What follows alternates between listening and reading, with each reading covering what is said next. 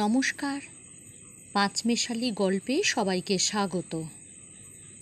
আমি বন্দনা। আজ আমি পাঠ করে শোনাব প্রখ্যাত সাহিত্যিক বিভূতিভূষণ বন্দ্যোপাধ্যায়ের লেখা একটি ছোট গল্প, ঝগড়া। সন্ধ্যার সময় কেশব গাঙ্গুলির ভীষণ ঝগড়া হয়ে গেল দুই কন্যা ও স্ত্রীর সঙ্গে।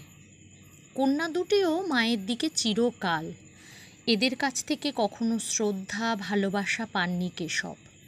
শুধু এনে দাও বাজার থেকে, এই আকড়া চাল মাথায় করে আনো 1.5 কোষ দূরের বাজার থেকে, তেল আনো, নুন আনো, কাঠ আনো, এই শুধু ওদের মুখের বলি। কখনো একটা ভালো কথা শুনেছেন ওদের মুখ থেকে? ব্যাপারটা সেদিন দাঁড়ালো এই রকম। সন্ধ্যার আগে কেশব গাঙ্গুলি হাট করে আনলেন। তাঁর বয়স 72 বছর। চলতে আজকাল যেন পা কাঁপে, আগের মতো শক্তি নেই আর শরীরে। 2.5 টাকা করে চালের কাঠা, 2 কাঠা চাল কিনে আর তাছাড়া তরি তরকারি কিনে ভীষণ কর্দমময় পিছল পথে কোনো রকমে পড়তে পড়তে বেঁচে গিয়ে কেশব গাঙ্গুলি তো হাটের বোঝা বাড়ি নিয়ে এলেন। স্ত্রী মুক্তকেশী বললে, দেখি কীরকম বাজার করলে? পটলগুলো এত ছোট ছোট কেন? কত করে সের? 10 আনা। ও বাড়ির পল্টু এনেছে 9 আনা সের। তুমি বেশি দর দিয়ে নিয়ে এলে, তাও আবার ছোট পটল। ও কখনো 10 আনা সের না। বাহ, আমি মিথ্যে বলছি? তুমি বড্ড সত্যবাদী যুধিষ্ঠির, তা আমার ভালো জানা আছে। আচ্ছা ও পটল আমি ওজন করে দেখব। কেন, আমার কথা বিশ্বাস হলো না? না, তোমার কথা আমার বিশ্বাস তো হয়ই না। সত্যি কথা বলবো, তার আবার ঢাক ঢাক গুড় গুড় কি? এই হলো সূত্রপাত। তারপর কেশব গাঙ্গুলি হাত পা ধুয়ে রোজকার মতো বললেন, ও ময়না, চাল ভাজা নিয়ে আয়। ময়না কথাও বলে না, চাল ভাজার বাটিও আনে না। তাতে বুঝি কেশব বলেছিলেন, কই, কানে কি তুলো দিয়ে বসে আছিস নাকি ও ময়না? ছোট মেয়ে ময়না নীরস সুরে বললে, চাল ভাজিনি। কেন? রোজ রোজ চাল ভাজা খাওয়ার চাল জুটছে কোথা থেকে?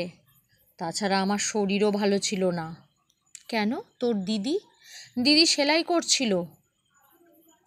এটা খুবই স্বাভাবিক যে 72-73 বছরের বৃদ্ধ কেশব গাঙ্গুলি 10 ভারী মোট বয়ে এনে মেয়েদের এ উদাসীনতায় বিরক্ত হবেন বা প্রতিবাদে 2 কথা শোনাবেন।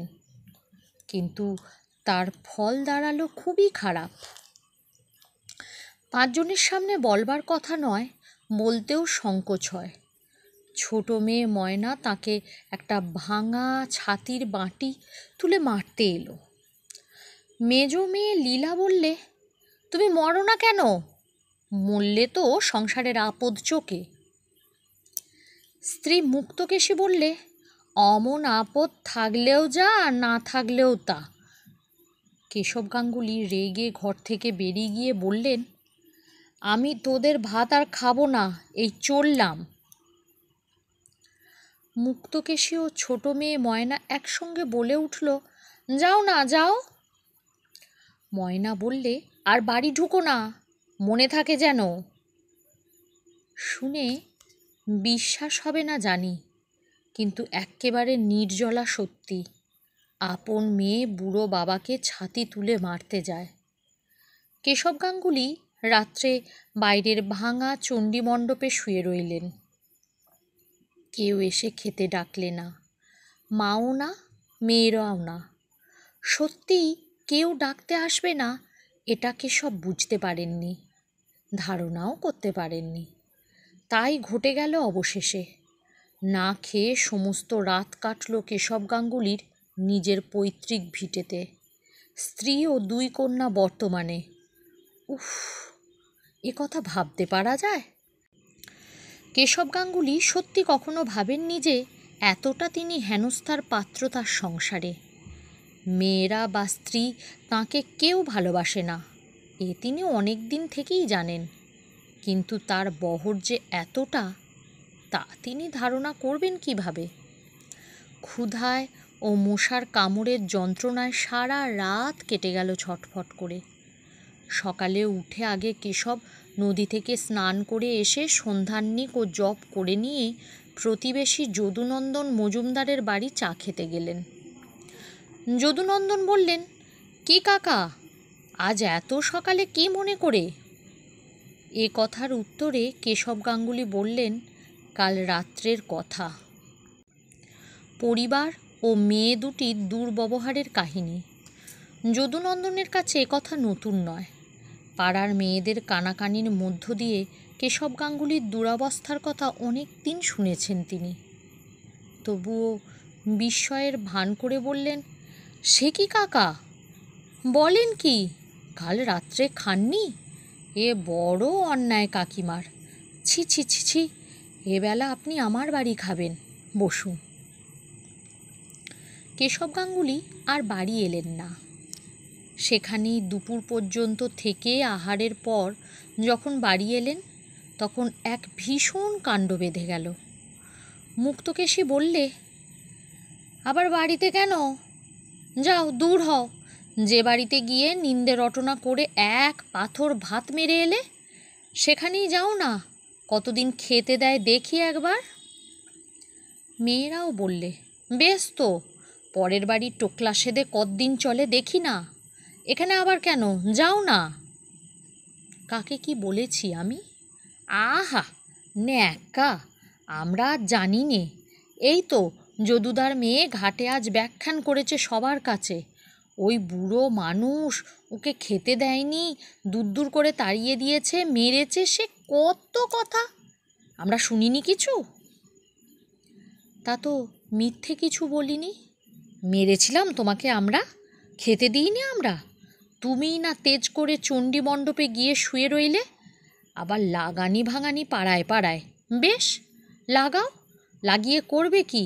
যাও না, যেখানে খুশি, আমরা তো বলেছি, বেরোও না।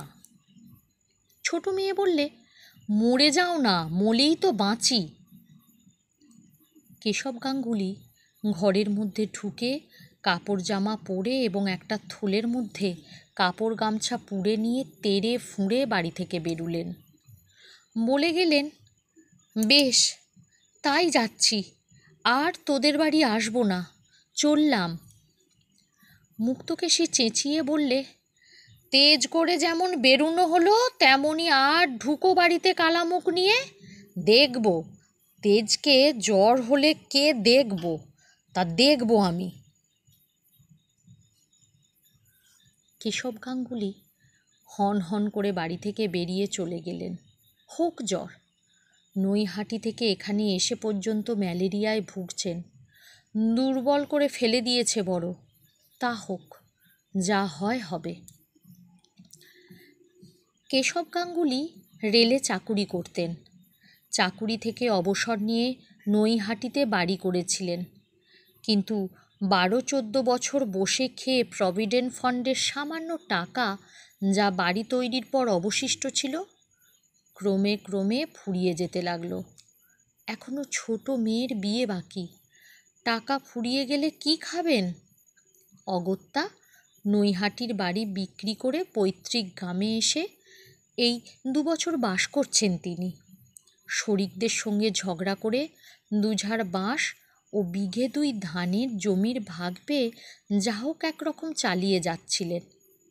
কিন্তু মেয়ে দুটি আর পরিবারের জন্য সত্যিই তার এ সংসারে বিতৃষ্ণা এসে গিয়েছে। মেজ মেয়ের বিয়ে দিয়েছিলেন, কিন্তু স্বামীর চরিত্র ভালো নয়। সে মেয়ে তার কাছেই আছে বিয়ের 2 বছর পর থেকেই। সব দিক থেকেই তাঁর গোলমাল।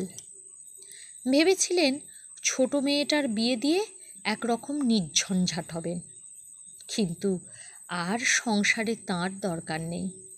যাদের জন্য চুরি করেন তারাই বলে চোর, সে সংসার আর ধরতে আছে? কেশব গাঙ্গুলি রেলের বোতাম বসানো সাদা কোট একটা নিয়ে বেরিয়েছিলেন। রেলের ভাড়া লাগবে না। রেলের বোতামওয়ালা কোট দেখলে ছেলে ছোকরা টিকিট চেকাররা একবার চেয়ে দেখে চলে যায়, কিচ্ছু জিজ্ঞেস করে না। একটি পয়সা তার নিজের হাতে নেই। 1,000 টাকা আছে স্ত্রীর নামে, আর 1,000 আছে অবিবাহিত ছোট মেয়ের নামে। যদি তিনি মারা যান মেয়ের বিয়ে দেওয়ার আগেই, কারণ বয়স তাঁর যথেষ্ট হয়েছে, তাই বন্ধু বান্ধবদের পরামর্শে নৈহাটিতে থাকতে বাড়ি বিক্রির টাকা থেকে ছোট মেয়ের নামে টাকাটা রেখেছিলেন। আজ চাইলে কেউ একটা পয়সা তাকে দেবে, না স্ত্রী না মেয়ে। তাই হাটের পয়সা থেকে 2-4 আনা এদিক ওদিক করতেন কেশব গাঙ্গুলি। না করলে চলে না।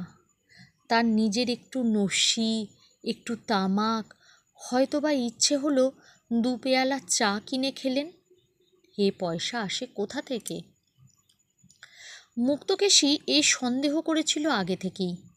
তাই স্বামী হাট থেকে ফিরলে জিনিসপত্রের ওজন দর দস্তুর সম্বন্ধে খুঁটিয়ে খুঁটিয়ে জিজ্ঞেস করে দড়ি ধরে আলু, পটল, চাল, ডাল ওজন করে নেয়। পাড়ার ছেলেদের জিজ্ঞেস করে, হ্যাঁ রে, আজ হাটে পটল কত করে সের রে? নিতাই, আজ হাটে মাছ কত করে সের?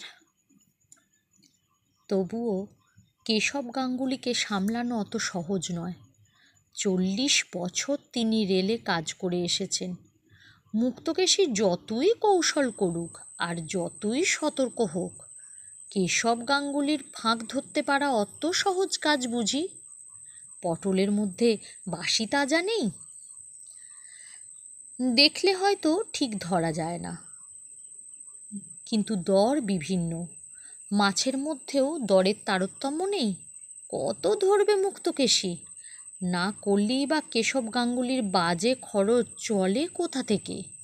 চাইলে স্ত্রীর হাত থেকে পয়সা বার করা শক্ত, ওই নিয়েই তো যত কেশব গাঙ্গুলি বাড়ি থেকে বেরিয়ে স্টেশনে এসে পৌঁছলেন বেলা 3টের সময়।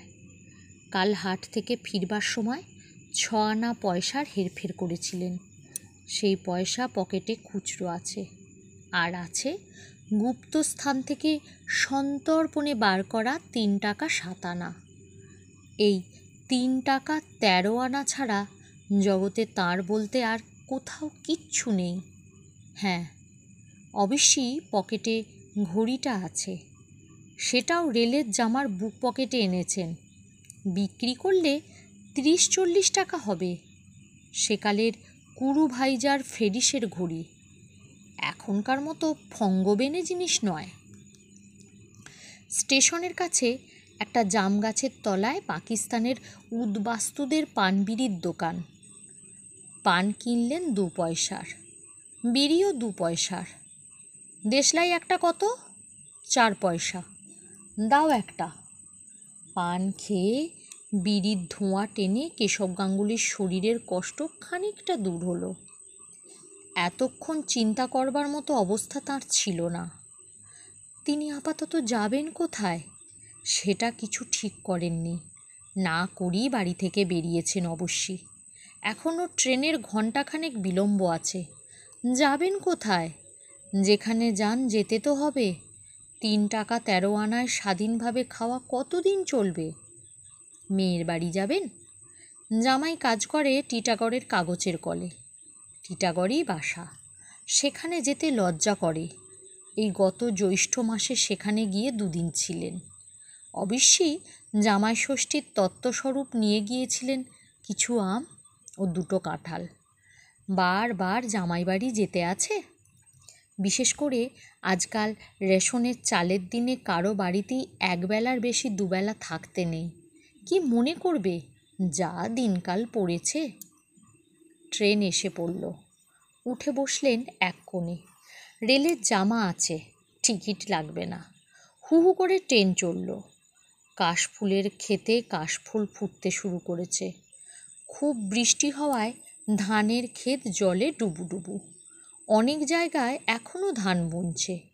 আমন ধান এবার নাবি। খুব ভালো করেছেন কেশব।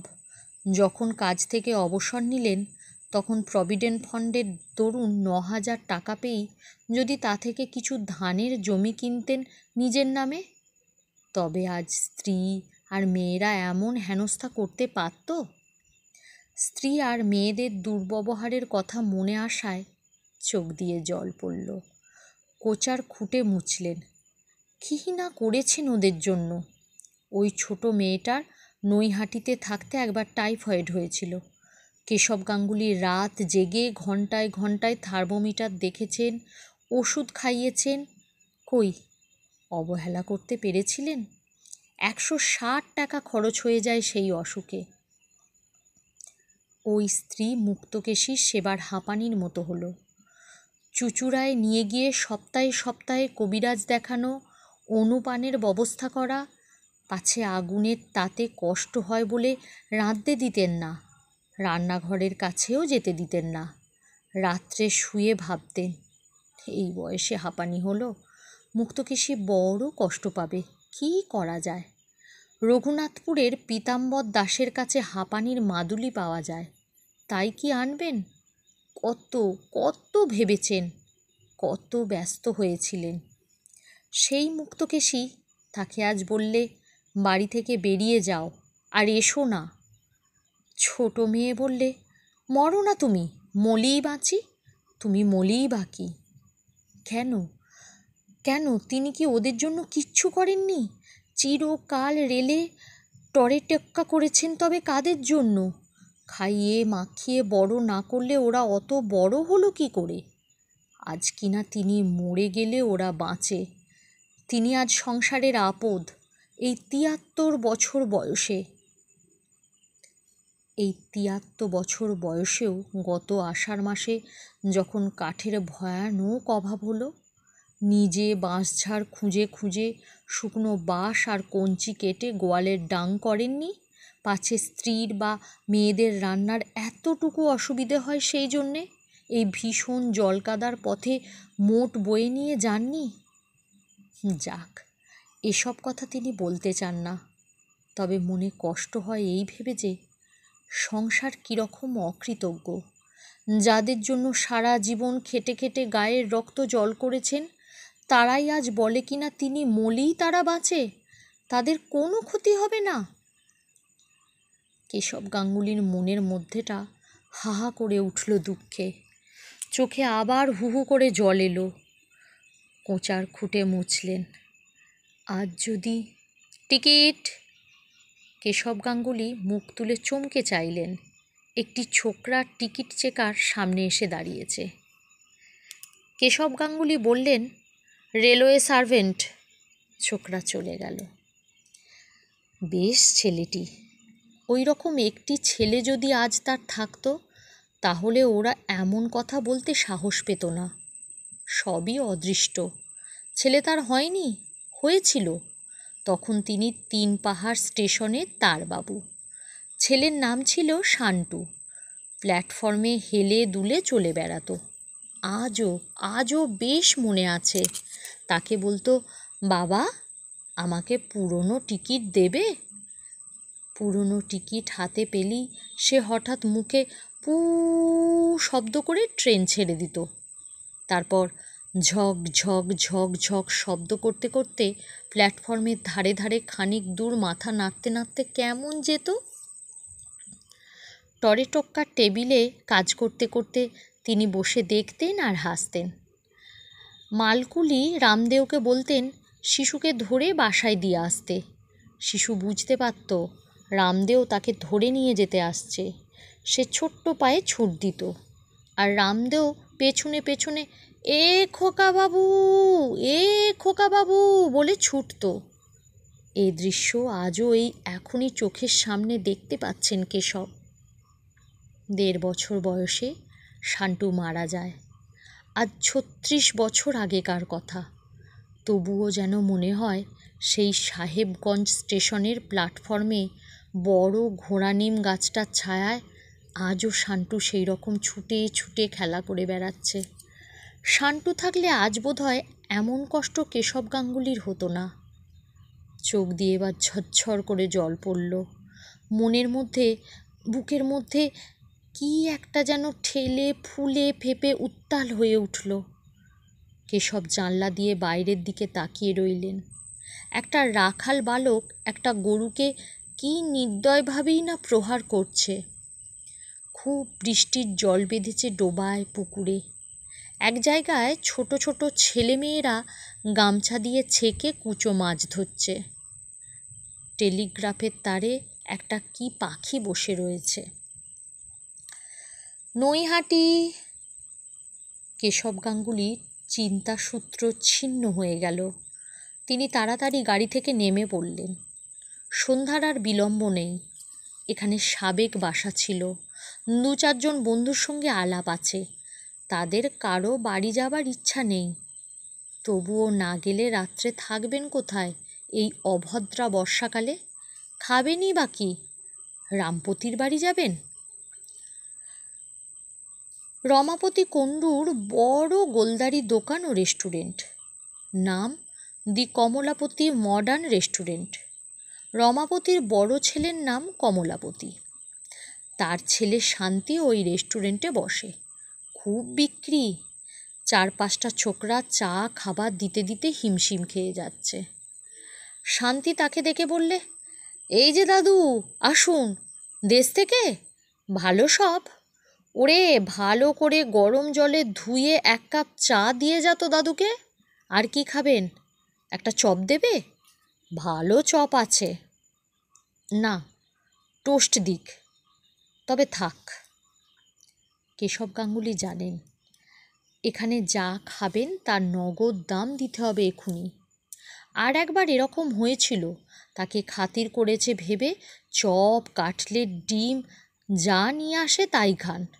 শেষে হাসি মুখে আপ্যায়িত করে বিদায় নেবার জন্য টেবিলের কাছে যেতেই শান্তি হাসি মুখে বললে, 1 টাকা 13.5 আনা।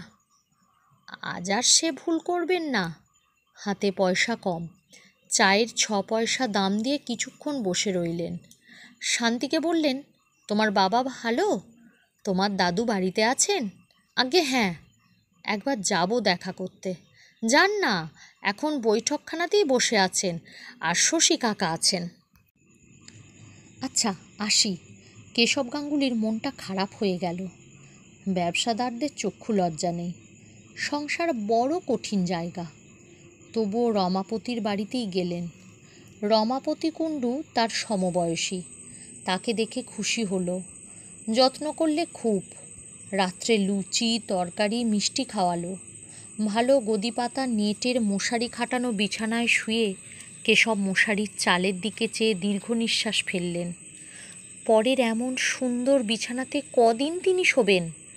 তার আশ্রয়স্থল তো বৃক্ষতল। এরা না হয় আজ রাত্রেই খাতির করে আশ্রয় দিয়েছে। কেন অপরের অদৃষ্টে এত সুখ থাকে, আর তার অদৃষ্টে এমন ধারা? এই তো রমাপতিকে দেখলেন। তার নাতনিরা কত যত্নে বাতাস করতে লাগলো খাওয়ার সময়। খাওয়ার পর এক বড় নাতনি অমলা নাকি রোজ তেল মালিশ করে দাদুর পায়ে। পুত্রবধূরা বাবা বলতে অজ্ঞান। সেটা হয়তো পয়সাওয়ালা বলে। রমাপতি নামই ব্যবসা, লক্ষপতি লোক। আজ তার হাতে যদি পয়সা থাকতো তবে কি আর মেয়েটা তাকে অমন কথা বলতে সাহস করত? তিনি নিঃস্ব, কাজেই তাকে হেনস্থা করে। পয়সা এমন জিনিস। কত কি ভাবতে ভাবতে কেশবের ঘুম এলো। একটা বড় ব্যথার জায়গা খচখচ করে। যখন তিনি চলে যাচ্ছেন বাড়ি থেকে বেরিয়ে, তখন মেয়েরা কেন দৌড়ে এসে পথ আটকালো না? স্ত্রী কেন ছুটে এলো না? সব মিথ্যে, সব ভুয়ো, সব স্বার্থের দাস। দয়া, মায়া, স্নেহ, মমতা পৃথিবীতে নেই। রমাপতি কুণ্ডু লক্ষপতি। তাই আজ নাতি নাতনি তার পায়ে তেল মালিশ করে। পুত্রবধূরা দুধের বাটি মুখে ধরে। যদি তাঁর টাকা থাকতো, তার আদরও ওই রকমই হতো। সকালে উঠে রমাপতি কুণ্ডু বললেন, গঙ্গা স্নান করবেন না গাঙ্গুলি মশাই? গঙ্গাহীন দেশে থাকেন, গঙ্গা স্নানটা করলে বেশ ভালো হতো। দুজনে গঙ্গা স্নান করে এলেন। তারপর রমাপতির ছোট নাতনি তাদের দুজনের জন্য শ্বেতপাথরের রেকাবিতে কাটা পেঁপে, কলা, নাশপাতির টুকরো আর সন্দেশ, রসগোল্লা ও চমচম নিয়ে এলো। কেশব গাঙ্গুলিকে বললে, দাদু, আপনার রান্নার জোগাড় কি এক্ষুনি করে দেব, না একটু দেরি হবে? অর্থাৎ এরা গন্ধ বণিক, ভাত রেঁধে দেবে না ব্রাহ্মণের পাতে, রাত্রে লুচি খাওয়াতে পারে, কিন্তু দিনে ভাত রেঁধে খেতে হবে। কেশব বললেন, আমি চলে যাব আজ দিদি। রমাপতি কুণ্ডু বললে, সে কি কথা গাঙ্গুলি মশাই, আজ ওবেলা আপনাকে নিয়ে হরিসভায় ভাগবত পাঠ শুনতে যাব ঠিক করে রেখেছি যে। রমাপতির নাতনি টুনিও বললে, আজ যাবেন কি দাদু? আজ আমরা ওবেলা তালের ফুলুরি, তালের ক্ষীর করব। আপনি আজ চলে যাবেন? যেতে তো দিলাম। কেমন সুখের সংসার, কেমন মিষ্টি কথাবার্তা, মিষ্টি ব্যবহার। লক্ষ্মী যেখানে বিরাজ করেন সেখানে কি কোনো জিনিসের ত্রুটি থাকে? সারাদিন বড় আনন্দে কাটল। খাওয়া দাওয়ার প্রচুর ব্যবস্থা। সন্ধ্যার দিকে গঙ্গার ধারের হরিসভায় অজামিলের উপাখ্যান শুনতে গেলেন দুজনে। ব্যাখ্যাকারী নবদ্বীপের গোস্বামী বংশের লোক। বড় সুন্দর বোঝাবার ও বর্ণনা করবার ক্ষমতা। ভগবান অমন মহাপাপী অজামিলকে কৃপা করেছিলেন, শুধু বিপন্ন হয়ে সে কাতরে তাকে মৃত্যুকালে ডেকেছিল বলে। তিনি কি এতই পাপ করেছেন? ভগবান নিশ্চয়ই তাকে ঠেলে ফেলে দেবেন না দূরে, কিন্তু কোথায় কিভাবে স্থান দেবেন ভেবে পাওয়া যাচ্ছে না। আহা আহা, জগতে এত সুখ, এত আনন্দ চারিদিকে, অথচ তাঁরই ভাগ্যে সব এমন হলো কেন? আসবার সময় রমাপতি কুণ্ডুকে বললেন, বেশ আছেন কুণ্ডু মশাই, তাই না? আপনার আশীর্বাদে আমায় একটা চাকরি করে দিন না। কীরকম চাকরি? এই ধরুন, কারো বাড়িতে থেকে ছেলে পড়ানো, কি হাট বাজার করা। পাগল, আমাদের এই বয়সে কি পরের চাকরি করা চলে দাদা? কেন, চিরকাল চাকরি করে এসে বুঝি বাড়ি থাকতে ভালো লাগছে না? তা হোক, বাড়ি বসে ভগবানের নাম করুন গে। না, বোঝাতে পারলেন না। সব কথা বলা যায় না। কাল এখান থেকে চলে যেতে হবেই। রাত্রে আবার সেই লুচি, মাছ, মিষ্টি, দুধ, কি খাওয়া দাওয়া এ বাড়ির! কী সব আটপৌরে শাড়ি পরেছে মেয়েরা, বিদ্যুতের আলো, পাখা, কত সুখে এরা আছে, কেমন খাওয়া দাওয়া! মুক্তকেশীকে বললেন, মেয়েদের কি যত্নে তিনি কি রেখেছেন! চিরকাল রেলের ঘুপচি বাসায় বাস করে এসেছে, এখন দেশে গিয়ে দুবেলা ধান সেদ্ধ করতে হয়, ঘাড়ে কেচে কাপড় পরতে হয়। থোড় আর এঁচোড়ের তরকারি ছাড়া মাছ মাংস হয় মাসে কদিন। হাতে পয়সা কোথায়? কোনো ভালো জিনিস দিতে পারেন ওদের মুখে আজকালকার বাজারে? লুচি ছিঁড়তে গিয়ে কেশব গাঙ্গুলির চোখে জল এলো। মাছের মুড়ো, কত কাল মাছের মুড়ো খাননি, ওদের খেতে দিতে পারেননি, কি সুখে রেখেছেন ওদের। টুনি বলল, চমচম দুটোই খেয়ে ফেলুন দাদু, গরম লুচি নিয়ে আসি। পরদিন সকালে রমাপতি কুণ্ডুর বাড়ি থেকে চলে গেলেন কেশব। ওরা বলেছিলেন সেদিনটাও থাকতে। কেশব থাকতে চাইলেন না, তাতে দুঃখ ঘুচবে না, একটা চাকরি পেলেও হতো, এখানে সেজন্যেই আসা। ওদের বাড়ি থেকে বেরিয়ে গঙ্গার ধারের দিকে চললেন। একটা নির্জন স্থানে বসে কতক্ষণ ভাবলেন। জগতে কেউ কাউকে ক্ষমা করে না। মুক্তকেশীর ওপর হয়তো কোনো সময় অন্যায় কিছু করে থাকবেন, তা ওরা কখনো ভুলবে না। প্রতিশোধ নেবার সময় এলেই প্রতিশোধ নেবে। এই কি জগতের নিয়ম? এ জগতে কেউ কি ভালোবাসার নেই? বিচার করবার, দণ্ড দেবার সকলেই আছে। বেলা দুপুর হলো। একটা হোটেলে থেকে কিছু খেলেন হুগলিতে। হুগলি থেকে গেলেন ব্যান্ডেলে। উদ্দেশ্যহীন ভ্রমণ। রাত হয়ে আসছে। এই বর্ষায় থাকবেন কোথায়? রাত্রে ভীষণ বৃষ্টির মধ্যে স্টেশনের একটা বেঞ্চির ওপর শুয়ে রইলেন। শীত করতে লাগলো ঠান্ডা বাতাসে। গায়ে দেবার কিছু আনা উচিত ছিল, আনা হয়নি, ভুল হয়ে গিয়েছে। ভুল ভুল সব ভুল জীবনে। চাকরি করা ভুল, বিয়ে করা ভুল, সংসার করা ভুল, সন্তান উৎপাদন ভুল, কারো কাছে স্নেহ মমতা আশা করা ভুল, সব ভুল। জীবনটা একটা মস্ত ভুল, একটা মস্ত ফাঁকা, একটা মস্ত ফাঁকি। না, ওসব আর তিনি ভাববেন না। 4 দিন পরে কেশব গাঙ্গুলির হাতের সব টাকা ফুরিয়ে গিয়েছে। ব্যান্ডেল স্টেশনের বেঞ্চিতে শুয়ে কদিন কাটল। কাল থেকে কিচ্ছু খাওয়া হয়নি। খুব খিদে পেয়েছে। চলবেন কি করে তার? শরীর ঝিমঝিম করছে খিদেতে। 73 বছর বয়সে খিদে সহ্য করবার মতো শক্তি তার নেই। সত্যি বড় খিদে পেয়েছে। কি করবেন এখন? ঘড়িটা বেচবেন? মনে পড়ে তার প্রথম যৌবনে তিনি ব্যান্ডেল স্টেশনের সিগন্যাল ক্লার্ক ছিলেন। ওই তো তার সেই ঘর, সেই টেবিল, সব সেই রকম আছে। তার কোয়ার্টার্স এখানে ছিল না। গঙ্গার ধারে একটা ছোট্ট বাড়ি ভাড়া করে পিসিমাকে নিয়ে থাকতেন। বাসার কাছে একটা ঘোড়া নিম গাছ ছিল। 50 বছর আগেকার কথা, অর্ধ শতাব্দী। আশ্চর্য, সেই টেলিগ্রাফের টেবিলটা আজও আছে। মুক্তকেশীর সঙ্গে তখন সবে বিয়ে হয়েছে। ঘোড়া নিম গাছের তলাকার সেই বাসায় মুক্তকেশী ঠিক সন্ধ্যা 7টার সময় জানলার কাছে এসে দাঁড়িয়ে থাকত। তিনি ফিরবেন তাকে দেখবে বলে। ষোড়শী বালিকা মুক্তকেশী। কি হাসি ছিল মুখের! চোখ হাসত তাকে দূরে পথের ওপর দেখতে পেয়ে। আজ সেই বাড়িটা আছে। তাদের দুজনের অতীত যৌবনের সুখের প্রহরগুলিতে সাক্ষী সেই বাড়িটা। একদিন বললেন, আচ্ছা মুক্ত, তুমি দাঁড়িয়ে থাকো কেন জানালায়? মুক্ত বলেছিল, তুমি আসো তাই। কেন? পথের ওপর দেখতে পেয়ে খুশি লাগে। কতক্ষণ দেখিনি, মন কেমন করে? তা করে না। একদিন মনে আছে তাকে জানলা থেকে বললে, আজ কি করেছি বলো তো তোমার জন্য? কি গো? ডালপুরি। সত্যি? হ্যাঁ, এসে দেখো। তারপর তিনি বাড়িতে ঢুকলে তাকে পাখার বাতাস দিয়ে সুস্থ করে মুক্ত পিঁড়ি পেতে বসিয়ে 16-17খানা গরম ডালপুরি খাইয়েছিল কত যত্ন করে। আর সেই মুক্তকেশী আজ 50 বছর পরে তাকে দূর দূর করে সেই বাড়ি থেকে তাড়িয়ে দিল।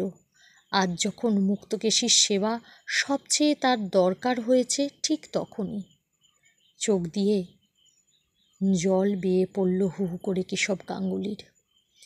কেমন যেন মনে হলো সব শূন্য। ওই আকাশের নিরালা মেঘগুলির মতোই তার মন শূন্য, জীবন শূন্য, নিরালা নিরবলম্বন। পৃথিবীতে কেউ তার কোথাও নেই। 50 বছর আগে সেই ষোড়শী রূপসী মুক্তকেশীকে আজ আর কোথাও খুঁজে পাওয়া যাবে না। কোনো অজানা দিগন্তে সে মিলিয়ে গিয়েছে বহু বহু কাল আগে। জীবনটা কেন এত বড় ফাঁকি, এত বড় মিথ্যে, এত বড় জুয়ো চুরি? আরে গাঙ্গুলি বাবু যে, কোথায় ছিলেন এতদিন? কেশব চমকে পিছন ফিরে চেয়ে দেখলেন একজন মধ্যবয়স্ক টিকিট চেকার, ক্রু দলের মোড়ল। ওর নামটা তিনি জানতেন। এইমাত্র তিনি হঠাৎ ভুলে গেলেন। বুড়ো হয়েছেন, মুখ দেখে এখন আর ভালো বলতে পারেন না। বাড়ি ছিলাম ভাই। তারপর এখানে কি মনে করে? বৌদির সঙ্গে ঝগড়া করে নাকি? কেশবের মুখ বিবর্ণ হয়ে গেল। কাষ্ঠ হাসি এসে বললেন, হ্যাঁ ভাই, সেসব তাই বটে। চলুন সাহেবগঞ্জ পর্যন্ত বেরিয়ে আসা যাক। চেক করতে বেরিয়েছি, চলুন আমার সঙ্গে। 2nd ক্লাসে তুলে দিচ্ছি, আসুন। খাবো কোথায়? আপনি খাননি এখনো? বর্ধমানে খাওয়াবো, চলুন। জিনিসপত্র কিছু আছে? কিছু না, তবে চলুন। এক্সপ্রেস এসে পড়ল। বর্ধমানের ক্রুদের ঘর থেকে সঙ্গী লোকটির জন্য ভাত তরকারি এলো। রাত তখন 7:30। দুজনে ভাগ করে খেলেন। সঙ্গী ব্রাহ্মণ, নাম পঞ্চানন বাড়ুজ্যে, বাড়ি জয়নগর মজিলপুর। পেট ভরে ভাত খেয়ে কেশব গাঙ্গুলির যেন ধরে প্রাণ এলো। উফ, সোজা খিদেটা পেয়েছিল। কি সুন্দর বর্ষা সজল বাতাস দুদিকের মাঠে বনে বয়ে যাচ্ছে। কুরচি ফুলের সুবাস মাঝে মাঝে আসে বাতাসে। এই সব বন, এই অন্ধকার আকাশ, নক্ষত্রের দল কেমন যেন তাকে বহুদূরের সঙ্গীহীন একক জীবনের বাণী এনে দিচ্ছে। নিঃসঙ্গ জীবনে কত দূরে কোথায় যেন যাচ্ছেন তিনি। আর বাড়ি ফিরবেন না, আর মুক্তকেশীর হাটের থলে তুলে দেবেন না। তার সংসার করা ফুরিয়ে গিয়েছে। অন্ধকারের মধ্যে দিয়ে নিরুদ্দেশের দিকে যাত্রা শুরু করলেন আজ তিনি। সেকেন্ড ক্লাস গাড়িতে তিনি একা। বেশ লাগছে, অনেক দিন পর। গত 1 বছর শুধু মাথায় মোট করে হাট করে ঘুরেছেন, বাজার করেছেন, মাথার ঘাম পায়ে ফেলে রেশনের আটা, চিনি, কেরোসিন তেল এনেছেন। যাদের জন্য তারা আজ এই 73 বছর বয়সে তাকে পারলে ঘর থেকে বার করে দিতে। পয়সার তার দরকার নেই, পয়সা সব মুক্তকেশীর হাতে থাকুক, তার পয়সাকেই ওদের দরকার, তাকে নয়। বেশ, পয়সাই রইল। চললেন তিনি। সাঁইথিয়া, অনেক রাত হয়েছে, এবার একটু ঘুমুলে হতো না? সারাদিন টোটো করে বেরিয়েছেন ব্যান্ডেলে। এই সাঁইথিয়াতে একবার তিনি রিলিফে এসেছিলেন, মনে আছে, বহু কাল আগে। তখন মুক্ত বলে দিয়েছিল, রোজ 1খানা করে চিঠি দিও। 8খানা পোস্টকার্ড সঙ্গে দিয়ে দিয়েছিল। হঠাৎ মনে পড়ে গেল কথাটা। সাঁইথিয়াতে তখন বিধুভূষণ রায় ছিলেন স্টেশন মাস্টার। তার বাড়িতেই খাওয়া দাওয়া হতো। বিধুবাবুর ছেলে সদানন্দ তার চেয়ে কিছু ছোট। সদানন্দ ও তিনি একসঙ্গে তাস খেলতেন। কাছাকাছি একজন ভদ্রলোকের বাইরের ঘরে বসেই তাসটা খেলতেন। একবার একটা পাকা কাঁঠাল বিধুবাবু নামিয়ে দিলেন গাড়ি থেকে। কাঁঠালটা আধপচা। সদানন্দ বললে, দাদা, মা বলেছেন ক্ষীর কাঁঠাল খাবেন ওবেলা। কেশব বললেন, দূর, ওর বিচি ছাড়া আর কিছুই পাওয়া যাবে না। আমি বলছি পাওয়া যাবে, কক্ষনো না। বাজি, কি বলো? বৌদিদিকে 3 দিন চিঠি দিতে পারবেন না দাদা। অত কি টেবিলে বসে লেখেন? খুদে খুদে লেখাতে 1খানা পোস্টকার্ডে 1খানা খামের কাজ করে নেন। ফেলবেন বাজি? রাজি হননি কেশব। মুক্তকে চিঠি না দিয়ে থাকা অসম্ভব। সে একা সেই ব্যান্ডেলের সেই ছোট্ট বাসাতে বসে তার জন্যে দিন গুনছে। রোজ ঘোড়া নিম গাছটার তলায় পিয়নোর আবির্ভাবের অপেক্ষায় বসে থাকে খাওয়া দাওয়ার পর জানলাটিতে। তাকে 3 দিন চিঠি না দিয়ে বঞ্চিত করতে পারবেন না, তা কখনোই হয় না।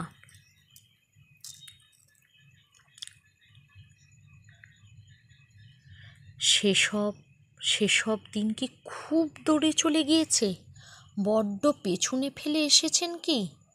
স্বপ্নের মতো মনে হলো। আবছায়া সব মিলে একাকার হয়ে যাচ্ছে। মুক্তকেশী, শান্টু, ব্যান্ডেল, 3 পাহাড়, প্রথম যৌবন, 73 বছরের বার্ধক্য, স্বপ্ন। কাঁদছেন নাকি আবার তিনি? তাই তো, কোটের গলার কাছটায় ভিজে। না, কাঁদবার কি আছে? বুড়ো বয়সে চোখ পানসে হয়ে যায়, কাঁদবেন কেন তিনি? গাঙ্গুলিবাবু ঘুমোলেন? অমনভাবে শুয়ে কেন? শরীর খারাপ হয়নি তো? পঞ্চানন চক্রবর্তী চলন্ত গাড়ির দরজা খুলে ঢুকল।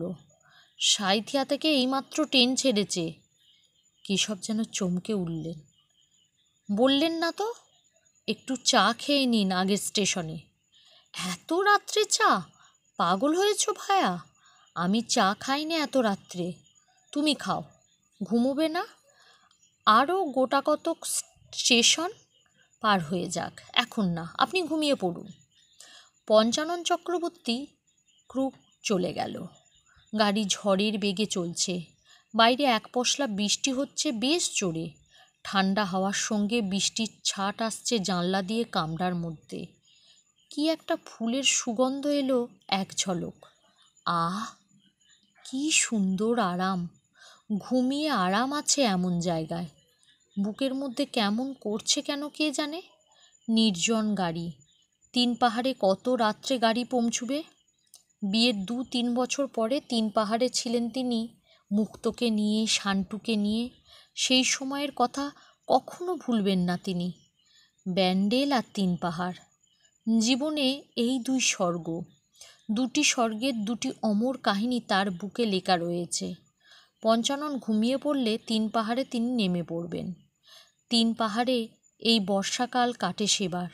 একটা কি পাহাড়ের ওপর কি ঠাকুর ছিলেন। মুক্ত ও তিনি দেখতে গিয়েছিলেন। মুক্ত বললে, খাবে কি? পাহাড়ের নিচে চড়ুই ভাতি করব। রান্না করতে করতে বৃষ্টি এলো। একটা পাকুড় গাছের তলায় রান্না হচ্ছিল। স্টেশন মাস্টার ছিলেন শশীপদ সামন্ত, মেদিনীপুরে বাড়ি। তার 2 ছেলে ননি ও হাবুও ছিল সঙ্গে। হাবু কাঠ ভেঙে নিয়ে এলো পাহাড়ের ওপর থেকে। মুক্ত খিচুড়ি রাঁধতে গিয়ে ধরিয়ে ফেললে। তাই নিয়ে কি হাসাহাসি! পাকুড় গাছের গুড়ির আড়ালে দাঁড়িয়ে মুক্ত চোখ পাকিয়ে বললে, তুমি খাবে না? কে বলেছে? ননি হাবু বলেছে। বাজে কথা। চমৎকার চড়ুই ভাতি। খেয়ে বলতে পারবে না যে খিচুড়ি এঁটে গিয়েছে। না গো, বলবো না। দিই দেখো। মুক্ত হি হি করে হেসে উঠে বললে, ও পেটুকের পাল্লায় পড়লে খিচুড়ির হাড়িই কাবার হয়ে যাবে, তা বুঝতে পারছি। বসো, বসে যাও। ভালো সরের ঘি এনেছি খিচুড়ি দিয়ে খাবে বলে। কিন্তু সত্যি ধরে গেল বলে মনটা খারাপ হয়ে গিয়েছে। পাগল? দিই দেখো না। মন খারাপ করতে হবে না সেজন্য। আরও বেশি করে রাঁধুনি কেন সেই জন্যে মন খারাপ করতে হবে। বেশ, খাও না, আবার না হয় চড়িয়ে দেব। মনে আছে সেই পাহাড়ের ওধারে কোথায় ছিল কদম ফুলের গাছ? ননি প্রথমে নিয়ে এলো এক গুচ্ছ। মুক্ত বলল, বাহ, চমৎকার, খোঁপায় গুজবো। তারপর চুপি চুপি বললে, কিন্তু সে ফুল তোমায় নিজের হাতে তুলে এনে দিতে হবে। ঠিক এনে দেব, খাওয়া হয়ে যাক, যাবার সময় নিয়ে আসবো। 50 বছর পর থেকে সেই প্রথম যৌবনের ফুটন্ত কদম ফুলের সুবাস আজকের এই বর্ষা সজল বাতাসে বৃষ্টির ছাটের সঙ্গে যেন ভেসে আসে। সে বর্ষা দিনে সুন্দর অপরাহুটি পাহাড়ের নিচে সেই পাকুড় গাছটি আজও স্বপ্ন হয়ে গিয়েছে। সেই মুক্তকেশীও কখন যেন মুক্ত এসে ওর শিওরে দাঁড়ালো। সপ্তদশী তরুণী সুন্দরী মুক্তকেশী, হাসিতে মুক্তোর মতো দাঁতগুলি ঝকঝক করছে যেন।